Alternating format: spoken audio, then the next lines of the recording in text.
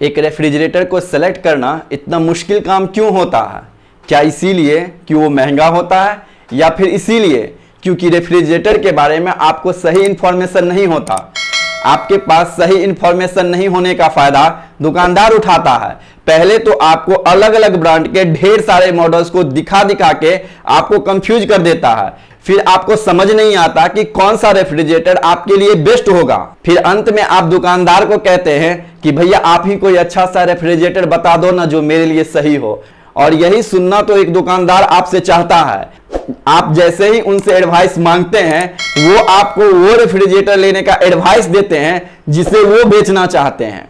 तो अब सवाल उठता है कि फिर आपको क्या करना चाहिए कि आप अपने जरूरत के हिसाब से बेस्ट रेफ्रिजरेटर का सिलेक्शन खुद कर सको। इसका बहुत सिंपल सा जवाब है दोस्तों, आपको टेकफेस्ट इन्फ्लुएंसर यूट्यूब चैनल को सब्सक्राइब कर लेना चाहिए और साथ में आपको बेल आइकन बटन को भी प्रेस कर देना चाहिए।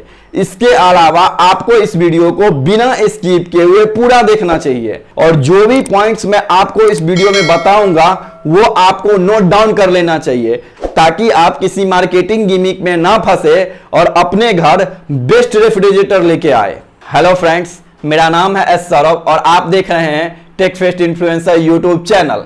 वीडियो में आगे बढ़ने से पहले आपसे एक निवेदन है दोस्तों, वीडियो बनाने में बहुत मेहनत लगता है, इसीलिए आप इस वीडियो को लाइक, शेयर और इस चैनल को सब्सक्राइब जरूर कर दें, इससे मोटिवेशन मिलता है। इसके अलावा अगर आप अमेजॉन से कुछ भी खरीदते हैं तो प्लीज डिस्क्रिप्शन में दिए गए बेस्ट बाय लिंक से ही खरीदे, इससे आपके भाई के चैनल को फाइनेंशियली सपोर्ट मिलता है।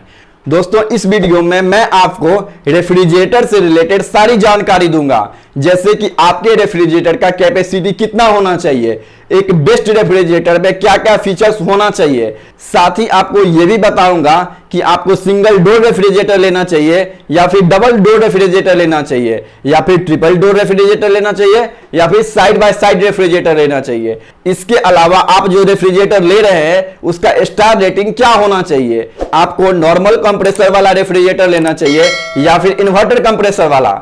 कुल मिला के देखा जाए तो यह वीडियो आपके लिए बहुत इंफॉर्मेटिव होने वाला है, इसीलिए आप मेरे साथ इस वीडियो में अंत तक बने रहिए। दोस्तों सबसे पहले बात करेंगे रेफ्रिजरेटर की कैपेसिटी के बारे में और समझने की कोशिश करेंगे कि नंबर ऑफ फैमिली मेंबर के हिसाब से आपको कितने लीटर का फ्रिज लेना चाहिए। अगर आप घर में अकेले रहते हैं और आपको अपने लिए रेफ्रिजरेटर लेना है तो आपको 40 लीटर से 100 लीटर तक का रेफ्रिजरेटर लेना चाहिए। वहीं अगर आपके घर में 4 से 5 लोग रहते हैं तो आपको 250 लीटर से 500 लीटर तक का रेफ्रिजरेटर लेना चाहिए। जबकि अगर आपका फैमिली काफी बड़ा है जिसमें 5 से 8 लोग रहते हैं तो फिर आपको 550 लीटर से 800 लीटर तक का रेफ्रिजरेटर कंसीडर करना चाहिए। दोस्तों मैं जो भी डाटा आपको बताया हूं वो आइडियल कंडीशन के लिए है, इससे आपको एक मोटा मोटा आइडिया लग गया होगा कि आपको अपने घर के लिए कितने लीटर का फ्रिज लेना चाहिए। वैसे आपके जरूरत को आपसे बेहतर कोई नहीं समझ सकता, इसीलिए आप ये देखें कि आप रेफ्रिजरेटर को कितना यूज करना चाहते हैं। सपोज करें कि आपके फैमिली में 4 से 5 लोग हैं और आप एक साथ बहुत ज्यादा वेजिटेबल या फिर फूड आइटम को स्टोर करना चाहते हैं तो फिर आपको 500 लीटर तक का फ्रिज लेना चाहिए।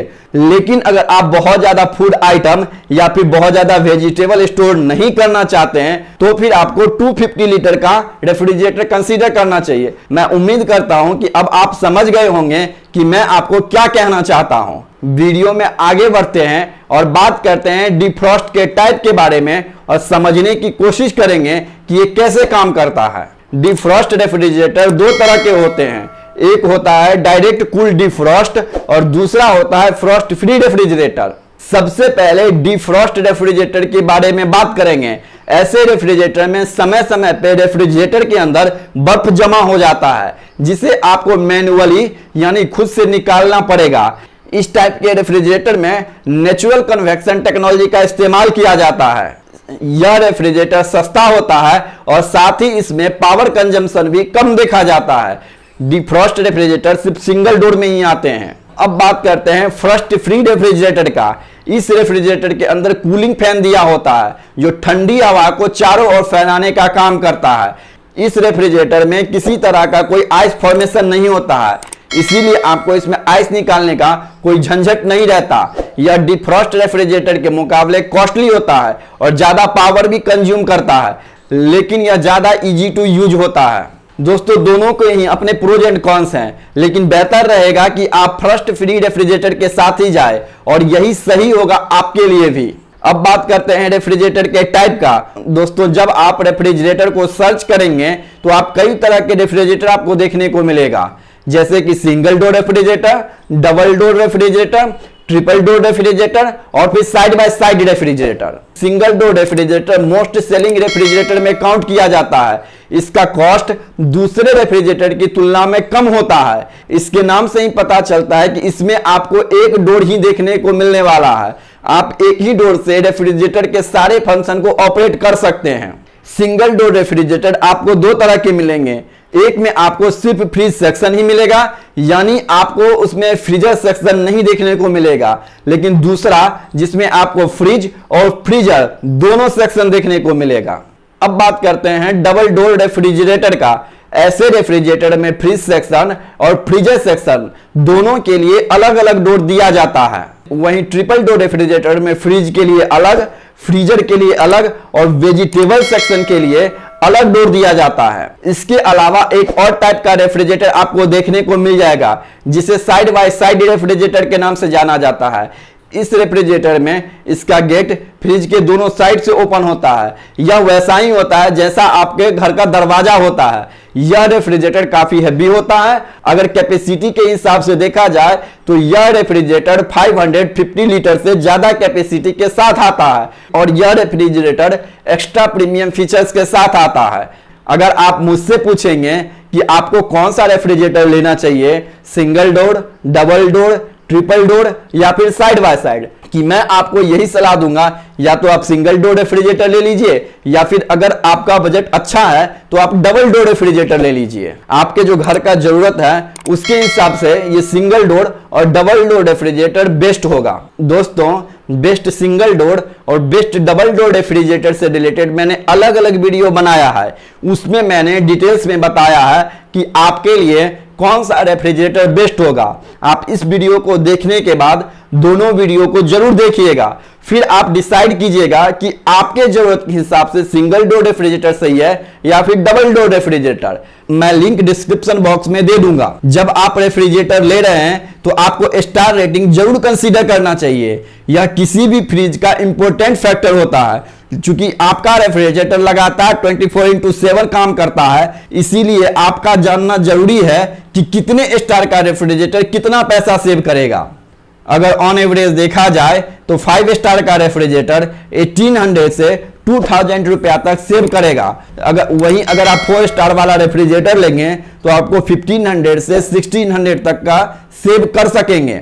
लेकिन अगर आप 3 स्टार वाला रेफ्रिजरेटर लेते हैं तो आपको 1000 से 1200 रुपया तक आप सेव कर सकेंगे। वहीं अगर जबकि आप 3 स्टार वाला रेफ्रिजरेटर अपने लिए कंसीडर करेंगे तो आप 1000 से 1200 रुपया तक सेव कर सकेंगे। और हाँ, ये जो भी डाटा मैं आपको दिया हूं वो एनुअली है, यानी आप एक साल में इतना रुपया सेव कर सकते हैं, यानी कि आपका इतना कम पावर कंजम्पशन होने वाला है। अगर नॉर्मली देखा जाए तो जितना ज्यादा स्टार रेटिंग होगा उतना ही ज्यादा उसका कॉस्ट भी होगा और वह रेफ्रिजरेटर उतना ही ज्यादा आपको पावर सेव करके देगा।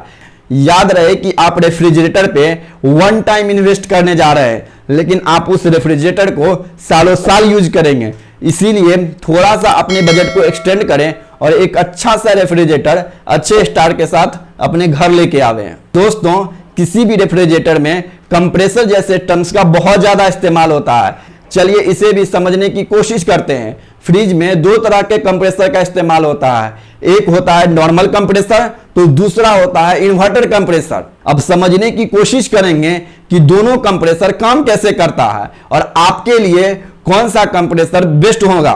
दोस्तों नॉर्मल कंप्रेसर वाले रेफ्रिजरेटर में जब कंप्रेसर टारगेट कूलिंग को अचीव कर लेता है, यानी कि जब वह मैक्सिमम कूलिंग पे पहुंच जाता है तो वह ऑटोमेटिकली बंद हो जाता है। अगर जैसे ही यह बंद होता है तो आपको टिक वॉइस सुनने को मिलेगा, लेकिन जैसे ही फ्रिज के अंदर का टेम्परेचर बढ़ने लगता है तो फिर से कंप्रेसर काम करना शुरू कर देता है। वहीं इन्वर्टर कंप्रेसर वाले रेफ्रिजरेटर में कंप्रेसर स्टेबल कंडीशन में कंटिन्यू चलता रहता है, जिससे रेफ्रिजरेटर में कूलिंग की स्टेबिलिटी बनी रहती है।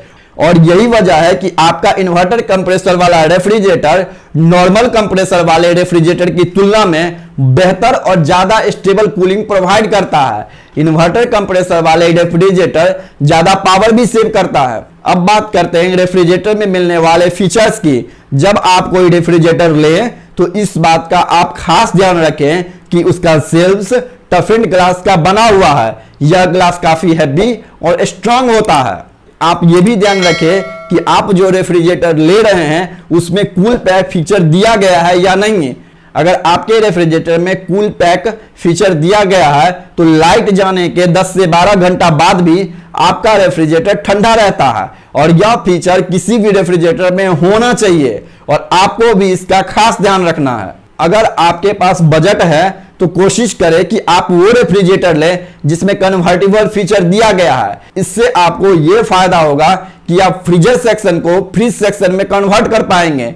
इससे आपको ज्यादा स्पेस मिल पाएगा। वैसे तो आज के समय में मिलने वाले सभी रेफ्रिजरेटर स्टेबलाइजर फ्री ऑपरेशन के साथ ही आता है, लेकिन फिर भी आपको इस बात का प्रॉपर ध्यान रखना है कि आप जो रेफ्रिजरेटर ले रहे हैं उसमें स्टेबलाइजर फ्री ऑपरेशन है या फिर नहीं। अगर आपके घर में इन्वर्टर या फिर सोलर सिस्टम है तो आपको स्मार्ट कनेक्शन का भी ध्यान रखना चाहिए, ताकि जब आपके एरिया का लाइट कट हो जाए तो आपका रेफ्रिजरेटर सोलर सिस्टम या इन्वर्टर सिस्टम के साथ कनेक्ट हो जाए। अब बात करते हैं आफ्टर सेल सर्विस और रेफ्रिजरेटर पे मिलने वाले वारंटी की।